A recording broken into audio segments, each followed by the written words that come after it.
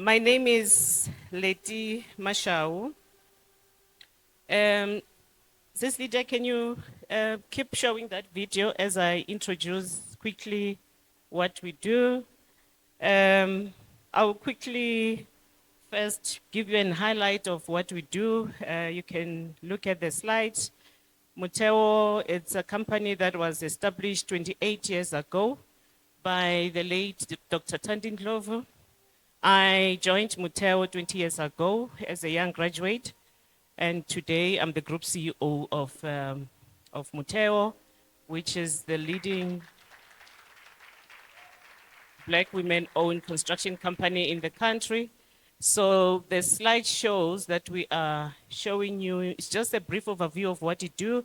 Empowering graduates, we run an academy which provide different programs across the country. And the programs that we do, they are within the construction company. We have, that picture shows the service offerings of the academy, some of the projects that we have done. Services and offerings, we have a building division, civils, electrical, mechanical, electrical, fire, water management solution. This is a picture of some of our building works. We've done these projects in Gauteng. The next picture there, it's some of the TVET colleges that we have built in the Eastern Cape. Next slide talks to the clinic that we've built in Gauteng.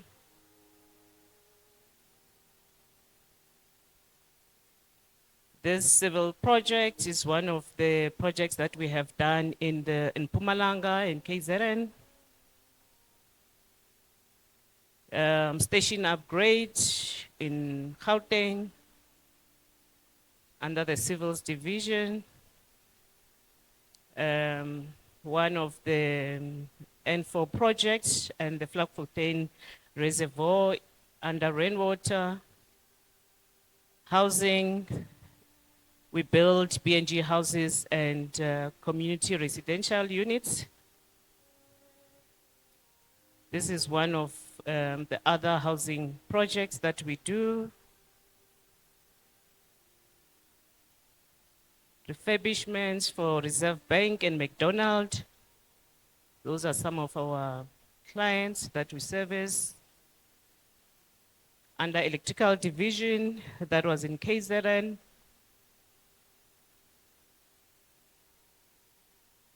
And we have a water management solution which assists clients to reduce their water billing. On that note, we were celebrating saving 7 billion liters of water in the Free State.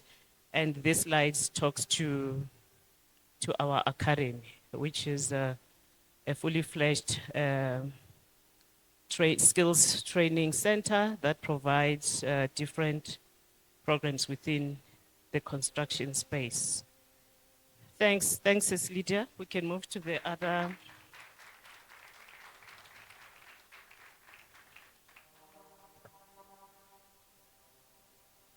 So today, why I showed you the first slide, I wanted you to understand that building a business for 28 years, it's not easy.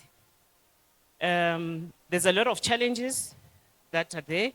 In my 20 years with Muteo, there's a lot of things that I've learned. There's a lot of challenges that we have encountered. But I think as we go through the presentation of today, I'll share with you some of my experiences, what I've learned along the way, and so on. So, for me, building a successful business begins with clarity on where value can be created and sustained.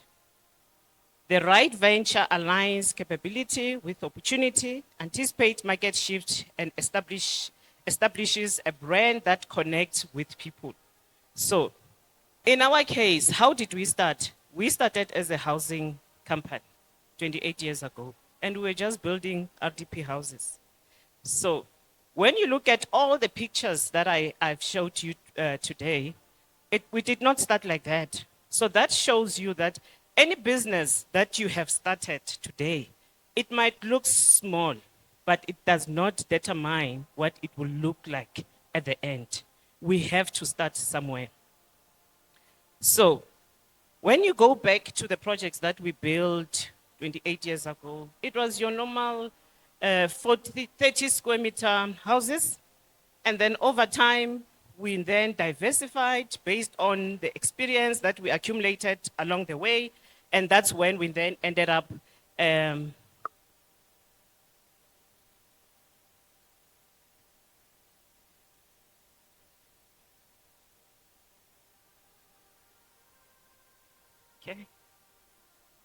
So that's where we ended up with the other divisions that I was showing you, the water divisions, electrical, building, civils. So all those divisions were established along the way. So success depends on leaders who combine vision, resilience, and disciplined execution, turning challenges into catalysts for growth. It was not easy. There's a lot of challenges that you will encounter, but the challenges are not there for you to give up. If you are not resilient enough to stand for the storm that will come your way, then you should not be in business. So, but the problem is that it's the same thing with life. Life is not easy. And if you are not prepared to be resilient with everything that comes your way, you will have a problem. So for me today, what is key when it comes to the issue of resilience is that I want us as women to be strong and to stand firm at all times when we come across challenges. And to understand that when we come across challenges, these challenges are there to prepare us to be the better versions of ourselves. Your tomorrow does not look like the way you look today. And the opportunities that are waiting for you, they won't recognize you if you're looking like this. So which means we need to continuously reinvent ourselves, develop ourselves, be a better version of ourselves so that when your tomorrow comes, it can recognize you.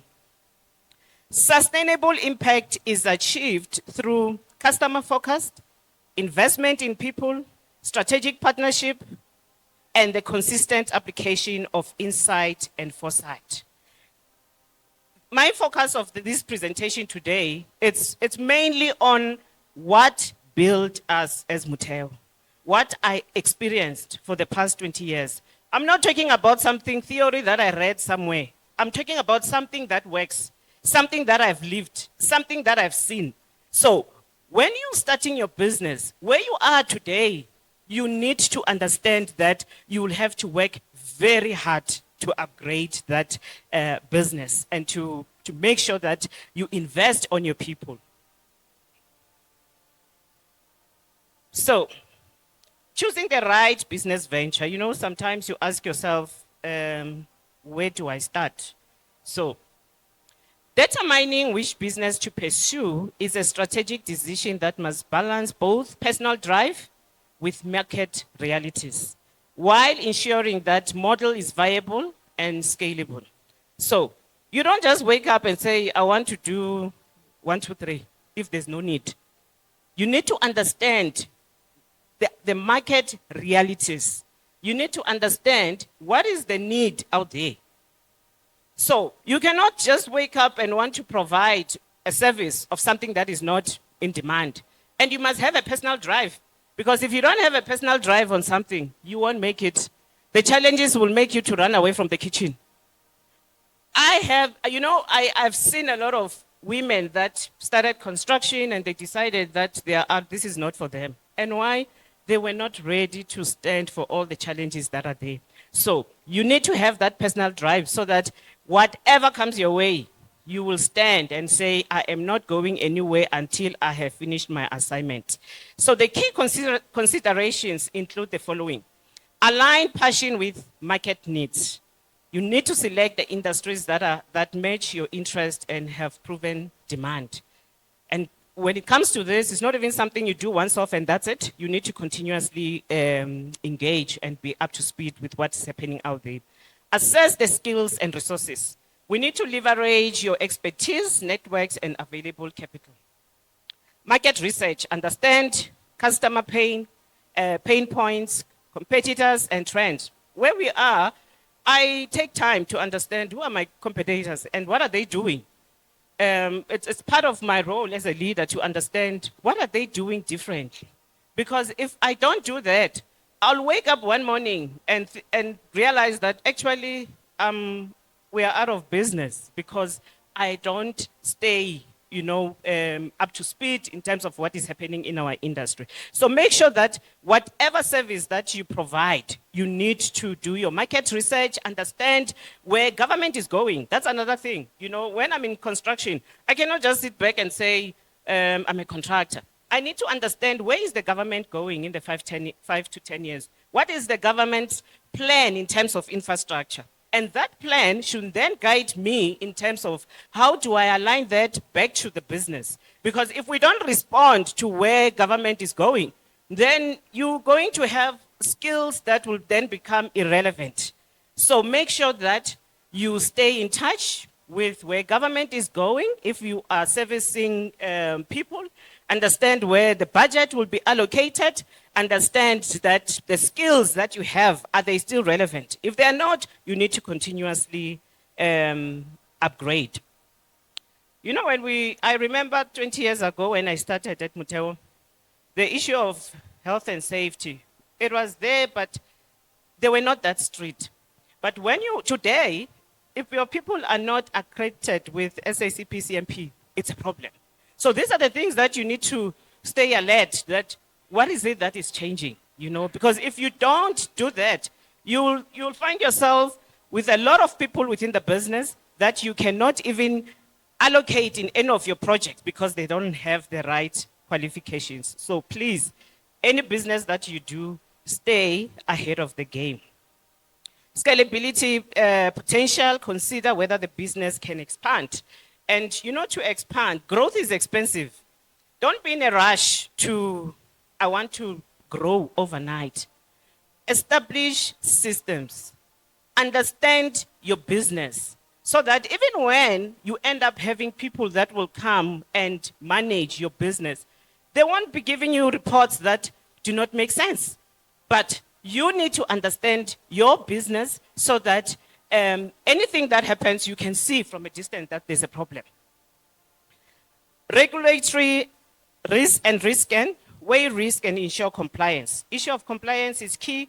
Please make sure that when you're doing your business, compliance is in place. There's no shortcut there. What are the traits of a successful entrepreneur? The success of any venture rests heavily on the character and capability of its leader. Entrepreneurs who excel consistently display distinct traits that drive both resilience and growth. You'll pick up that most of my slides, they have the word resilience. So if you are not resilient, you will have a very serious problem. Visionary thinking, it's key, which is the ability to anticipate trends and set long-term direction. Resilience and adaptability, turning setbacks into lessons and pivoting when required. When you're running a business, you'll make mistakes. It's okay. There's nothing wrong. I don't know how many mistakes we've done. When people look at when they look at our track record, you will think it was easy. All those pictures that you've seen around the buildings that we have done, we've made so many mistakes. And from those mistakes, for us, it was an opportunity to learn and to improve as we move forward. So in your personal life, please understand that you will make mistakes. There's nothing wrong, but learn from those mistakes as you grow your business. Strong execution skills, which talks to converting plans into measurable results. it's important to make sure that your execution skills is in place. Relationship building, which is building trust with stakeholders, customers, and teams. You know, some people they take issue of relationship very light. Relationships are very key. This notion that you can do it on your own does not exist. We need each other. In business, you need to respect your clients, you need to take care of them, and you need to make time that you engage at all times. And you don't only engage when you need work. Whether there's work or no work, you need to make time to engage with your clients. Number two, in your own personal life, don't think you are okay on your own. We all need helpers. So, your attitude, your character will determine whether you'll attract that helper that you need for your life. And some of your prayer points, you are the stumbling block because you've said to yourself, I don't need people. I don't need helpers. I can do it on my own. Relationships are very key. So I can tell you, if you really want to grow your business and you want to do well in business, build on your relationships. I take relationships very seriously. And even when it comes to our clients, I make time to, we operate across the country. There are days where I decide this week I'm spending time in KZN and I will be visiting all my clients in KZN. So please, the issue of relationship, take it very seriously. Financial discipline, which talks about balancing growth with sustainable cash flow management. This one, it's very, very key in making sure that your business succeeds. Navigating business challenges. So the adversity is an inevitable part of the business. The defining factor is not the absence of challenges, but the ability to address them decisively and strategically. So, effective leaders approach obstacles by doing the following. Problem-solving orientation. Redefining the obstacles as opportunities to innovate. Like I said to you earlier on, that we have made mistakes, and from the mistakes that we've made before, we have used that as an opportunity for us to do things differently. Leverage strategic networks, engage mentors, partners for insight and support. So identify who are the people that are actually ahead of you in the space that you want to grow in, and make sure that you get closer to them. We were all mentored, I was mentored by the late Dr. T, which is the lady that founded the company. And today I'm this product because somebody invested time on me. So you need to do the same. If you are not making time to mentor the next person or to identify a person that will assist you to move from where you are to the next level, then you will have a problem. There's certain things in life we cannot bypass, and we need to acknowledge that those are the rules that will take us to the next level. Operational agility, which is to diversify your revenue streams and pivot quickly when conditions shift. So the fact that we started as a housing, it didn't stop us from start looking at other opportunities. Because if we did not diversify, I don't think we will still be in business. But we had to diversify. We had to then look at what other areas can we consider so that we are sustainable. Composed leadership, which is about maintaining the balance under pressure and to enable sound decision making. So some of the wisdom nuggets for business growth. Growth requires deliberate focus and disciplined action. Business that scales successfully are those that invest in people, prioritize customers, and harness innovation. Issue of investing in people, it's very key. If you really want your business to grow, make sure that you invest in your people. What are the key principles that drive sustainable expansion in your business? Customer-centric focus, which deepen loyalty through consistent quality and service. Invest in people. I've emphasized this point. Leverage on technology. We cannot run away from that. Use digital tools to scale operations and marketing reach. Strategic partnerships. and continuous learning. So, my journey is a testimony of faith and perseverance. And I want you to tell yourself today that if she has done it, what stops me from doing it? You know, because I'm not different from you. So, we underestimate ourselves as women, and there's a lot that has been invested in us. There's a lot in you. But if you are not going to stand up and claim what is already inside you, then you are wasted. So, today I'm challenging you and I'm saying, stop wasting yourself. Challenges are there, but can be conquered. I've gone through so many things, including people saying I don't have what it takes to lead this organization. But I used what people said to say I am going to work very hard to make sure that I am a better version of myself. So you will be disappointed by your friends, you will be disappointed by your family, you will be disappointed by the people that you think these are the people that should be supporting me. It's okay. So don't allow some of these challenges that you'll come across to take you backwards. And this point is relevant in your own personal life. It's relevant in business. Growth is expensive. So whether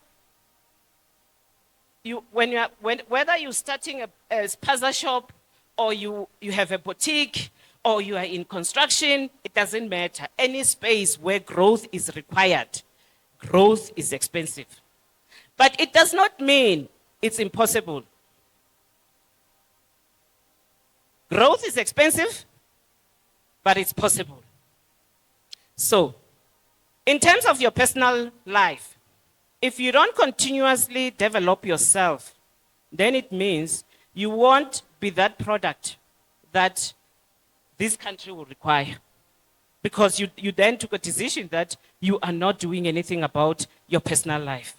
When you are in business, growth is expensive because when you grow your business, there's capital required to support your growth. There's people required to support your growth. And not just people that understand the field that you operate in. So we need to understand that as we prepare ourselves for growth, growth will come with cost. So sometimes when we start getting to a point where we are stretched, we want to give up. Don't give up. So, for me, when I look at growth, I want to say the following. Growth requires resilience, requires adaptability. You need to be curious, perseverance, self-awareness, and determination. There are days where I doubted myself. It's normal. But I leaned on Jeremiah 29, verse 11, which says, "For I know the plans I have for you, declares the Lord. Plans to prosper you and not to harm you, plans to give you hope and a future." So, whether this life likes it or not, my God has already decided about my destiny. Same applies to you. So your future is not determined by your boss. It's not about your friend. And whether your boss likes you or not, when God has decided that you are going to be this person, you'll become that. So we need to understand that your tomorrow is not defined by people. And sometimes you'll find yourself in a situation that your surroundings are not great. You know, you feel like everybody hates you, people are not helping me. Please don't allow the distractions to move you away from where you are going. What is key is what did God say about your life? And he did not have to negotiate with anyone. So he has already decided. So if he has decided, why do you worry about who says what? I operate in a male-dominated industry, and I work in a room full of men, and they say, "Oh, this marketing person." I'm not a marketing person. So, but if I did not understand who I am, I was going to be in trouble. But because I'm clear of what God has said, who is Lettie, and then I'm clear about my position. So the first thing which is key, you need to know who you are. Know your true identity. Because if you don't know yourself, they will define you. They will define you according to how they see you. So that's why, even when it comes to some of the businesses that you want to do, people will tell you that you don't have what it takes to do the business. Why? Because they have decided that you can only do so much. But the ball is in your court. And I'm challenging you to say, if you don't know by today what is it that God has called you to do, please go and seek Him and address that one first. Because if you don't know who you are, life is not going to be easy. How are you going to wake up and chase this future, chase your destiny without even understanding who you are?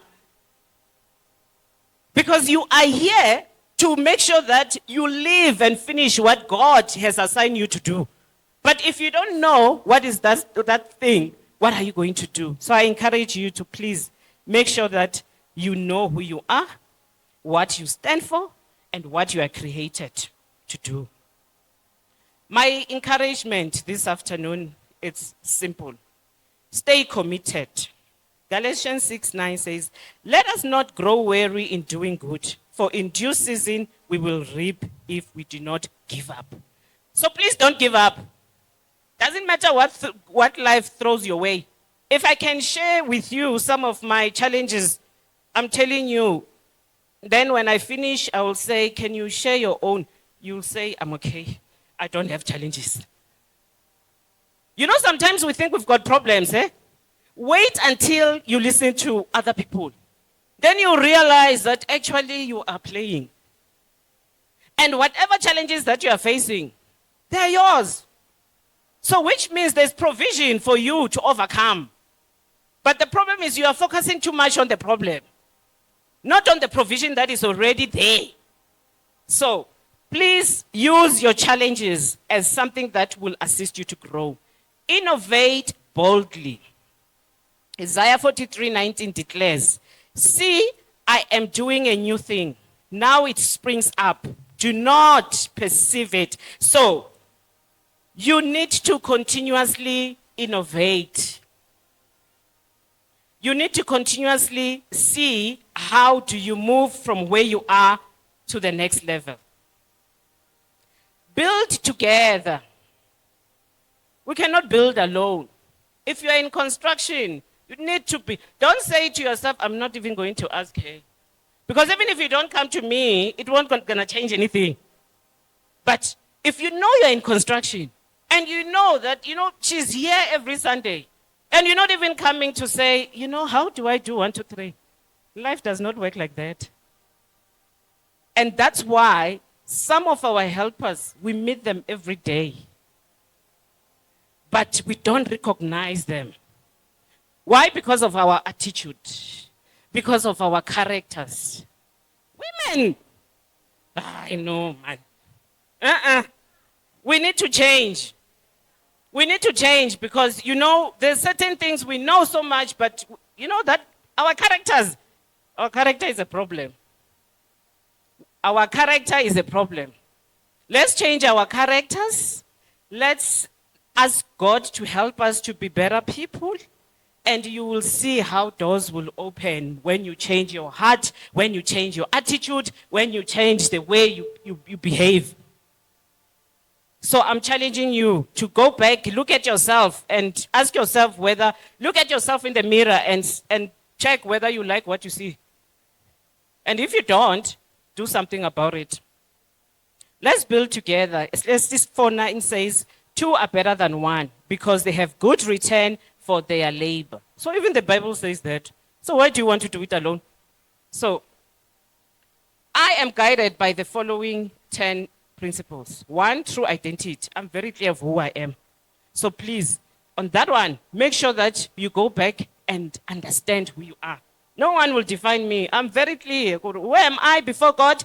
And my assignment in this life, the day that God decides that, Lettie, it is done. I must be able to say to myself, I am finished with my assignment. So the second one, my creator, you need, that we know. And I know that one, you know it very well, that you need to stay very close to your creator and make sure that as you live your everyday life, you consult with your God. 3, purpose. We need to be very clear about our purpose. You cannot live every day and you don't know what is your purpose. Then you are wasting your time. And whether you are an employer or employee, your purpose is still key. Because at work, your purpose is key. When you are a leader, you need to know, why am I a leader in this company? So your purpose is very key. Your potential, you need to know, what is my potential? We all have something.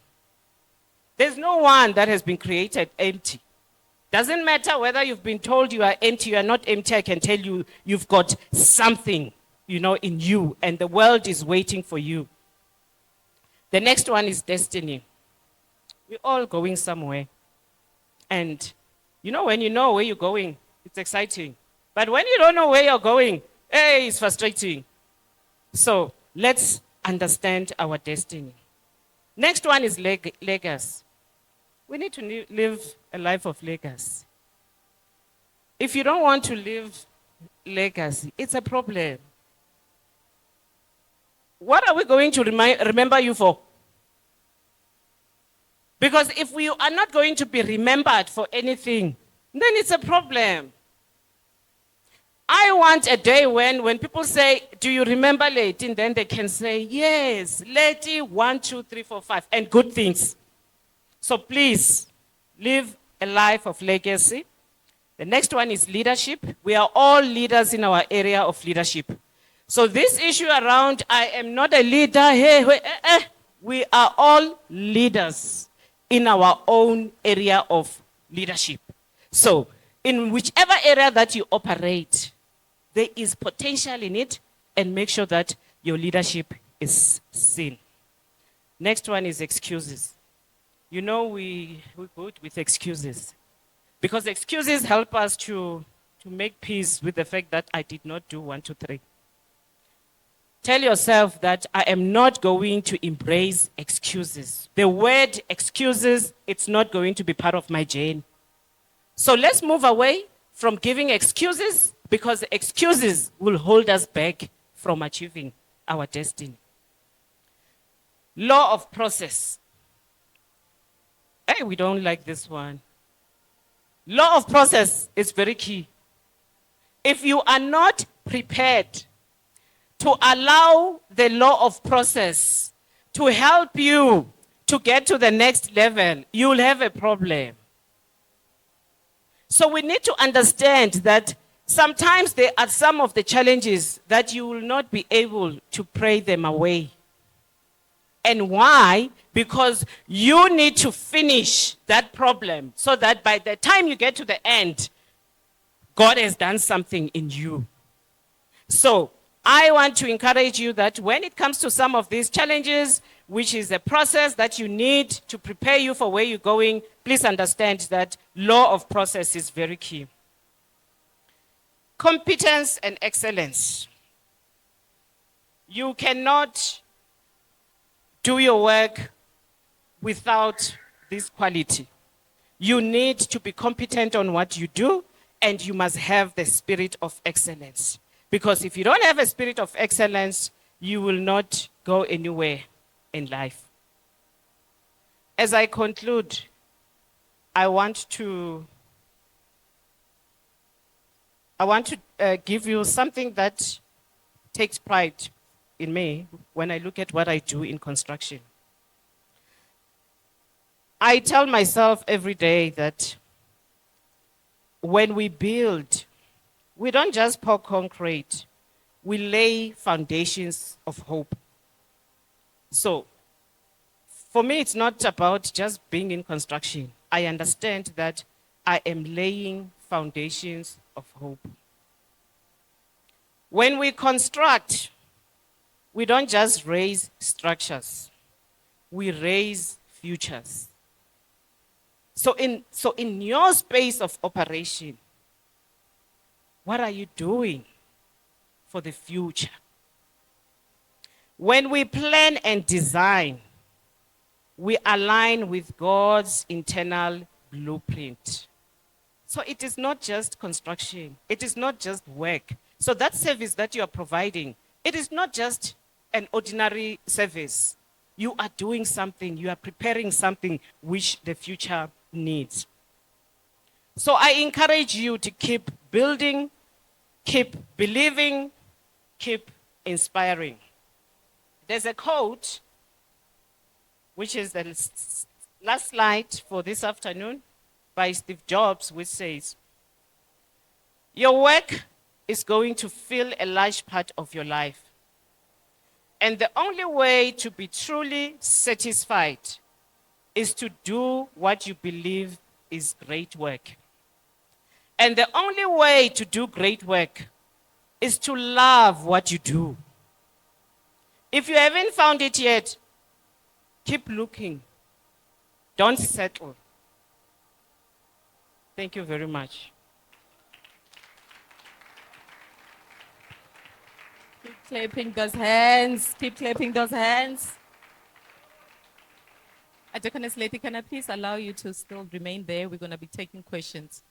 Yeah, thank you. Thank you for such an inspiring, insightful presentation. Women of Soul, are you blessed? Wasn't that moving? That was totally beautiful. Thank you so much, Deaconess Lettie. And I think that message leaves us with a very important question, women of Soa. Do you know who you are, or do you know the assignment that God has called you to fulfill in this world? Because once you know who you are, you walk in the fulfillment of God. So my question to you is, do you know who you are? Do we know who we are? I want you to reflect on that. But right now we're going to be taking questions to Deaconess Lettie. So if there's anybody who has a question, I would like you to raise your hand and I'm going to come to you. So I would like to acknowledge all the hands. Ma, I see you. I see you over there, Ma. Anybody else who would like to ask questions? After this, we're not going to be taking questions. Is that okay? Any questions going once, twice? Okay, I've got the third one here. All right, thank you. Oh, what a wonderful lecture. Thank you so much. My eyes are open on some things about business. You said something that there's no business without money. And that Motiu started from, the one we are seeing now started from that corner also. So, in the area of expansion, how did you put through financially? Because I see that most businesses that want to expand, what makes entrepreneurs become caged is when they like, okay, they have the idea, they have the know-how, but there's no money. And they'll be like, at this stage, I'm giving up. So at that stage, I'm sure you've been to that stage. How did you manage to? Yeah. Thanks, Pastor G. I'll use the Mutewa's case as a case study for your question. So when Mutewa started, like I said, we were building RDP houses. There's a time that, we made money, but the founders or the shareholders took a decision that we are not going to be declaring dividends. We are going to use the money that we have made to reinvest in our business. So the problem that we find with a lot of people, when we make money, we want to take that money and go on holiday, do this. We are not using the profits that we are making in our businesses to be reinvested in the business so that you can grow.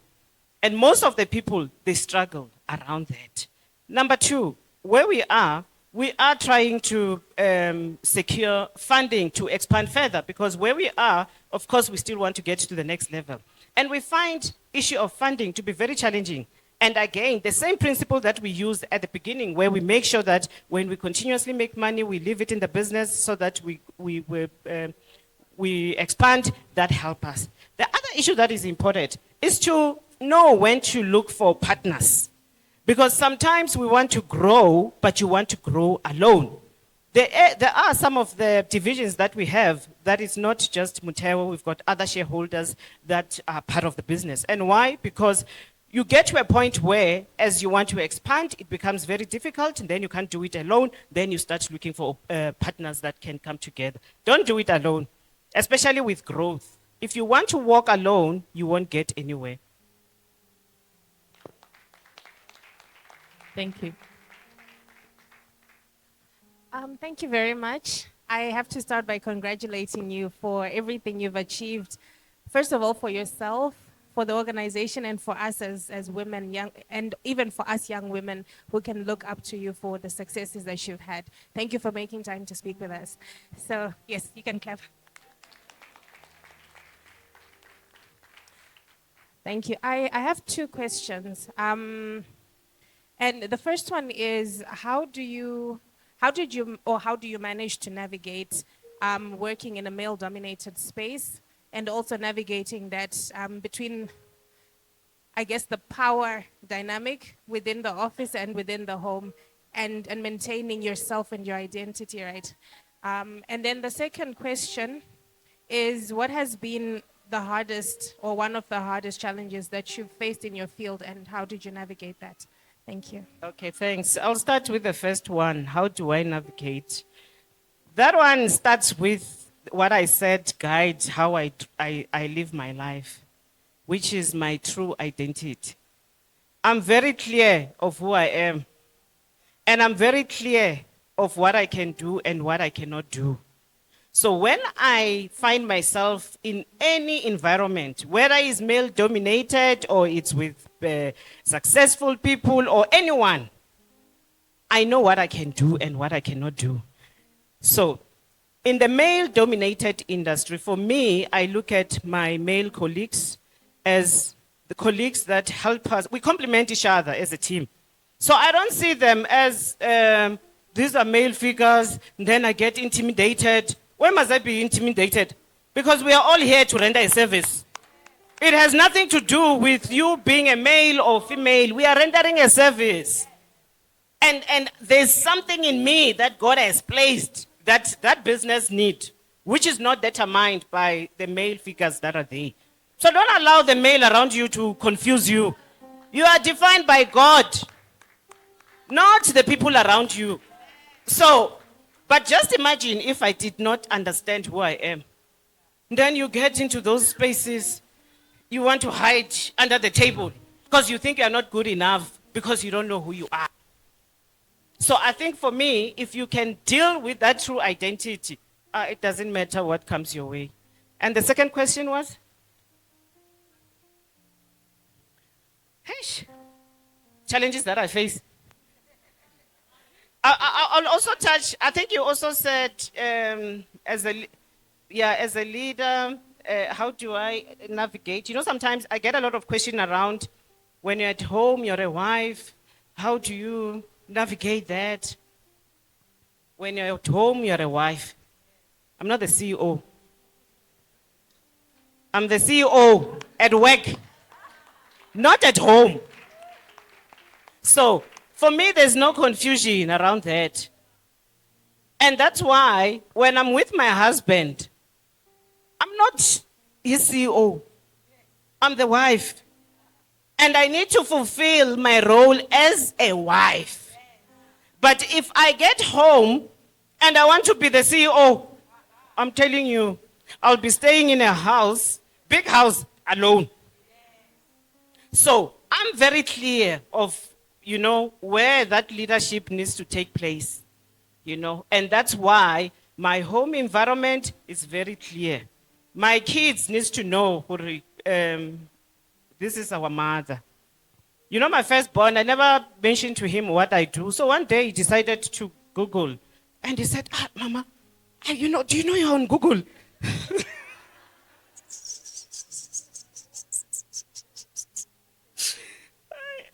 But at home, I'm a mother. At church, I'm a daughter. And if you have those understandings, you will live a better life. Thanks.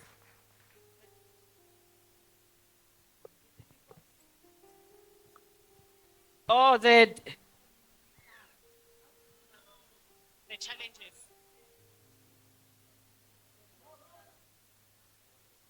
Okay.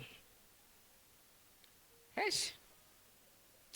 You know, when you're running a business of this size, even the size of challenges, they are aligned to the size.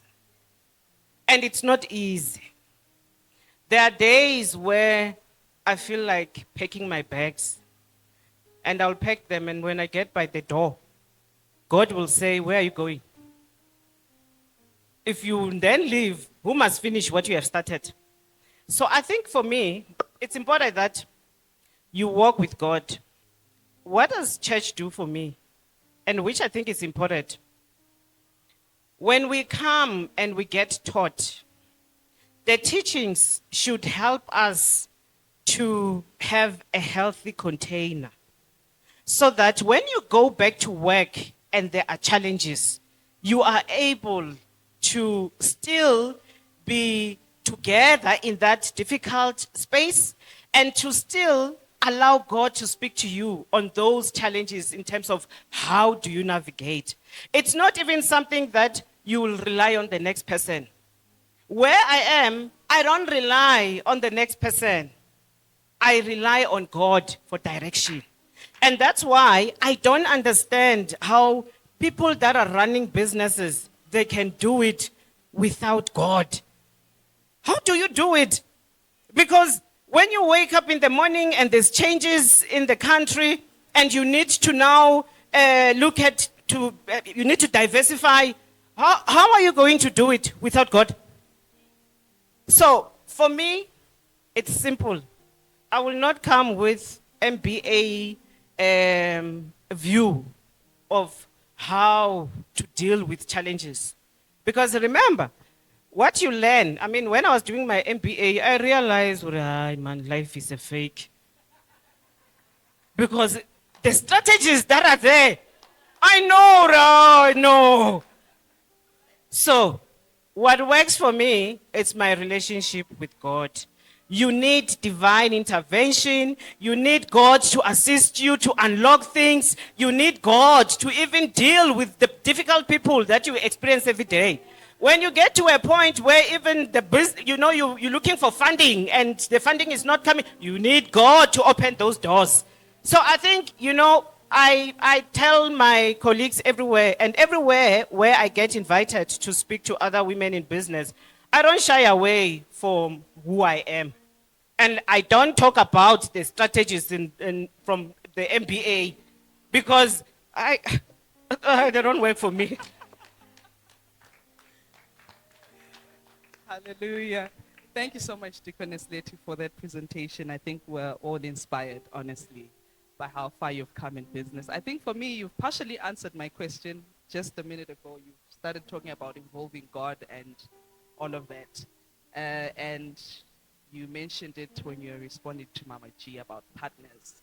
So I just want to pick your brain on the importance of inquiring from God before you partner with someone, because at the end of the day, you don't want a Jonah on your boat. So yeah, over to you. That's very true.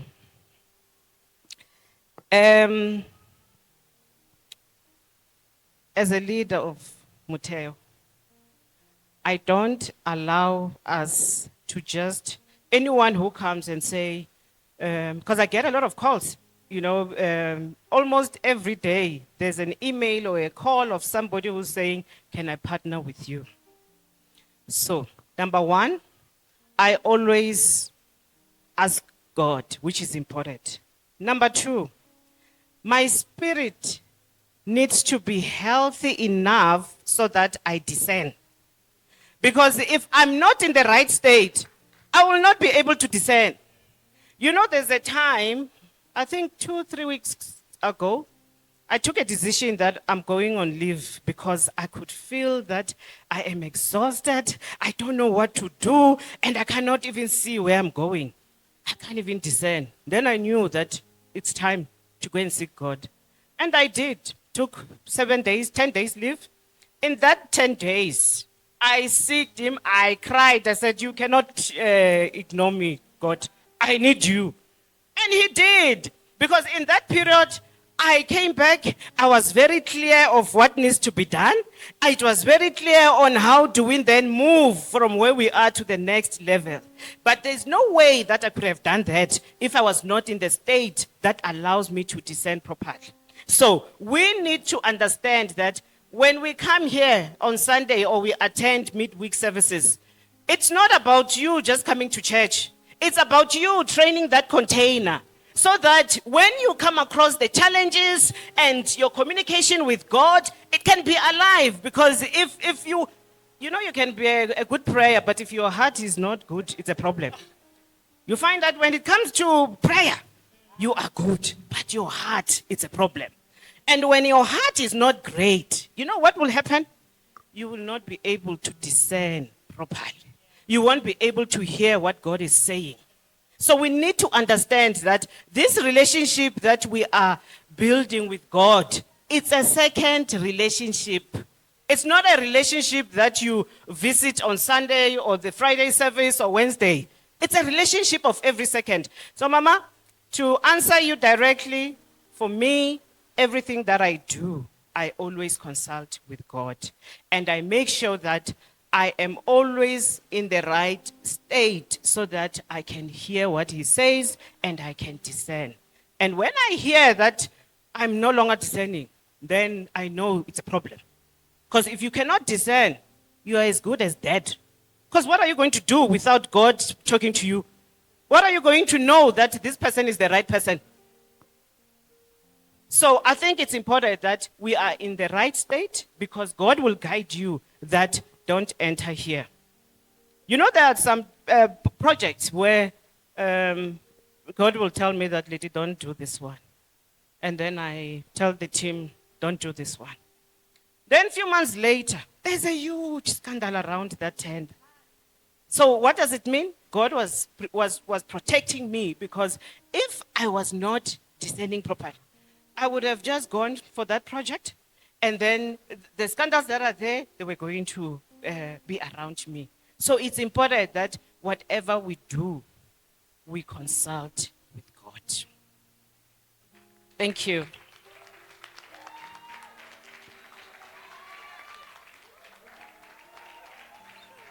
Come on, you can do better than that.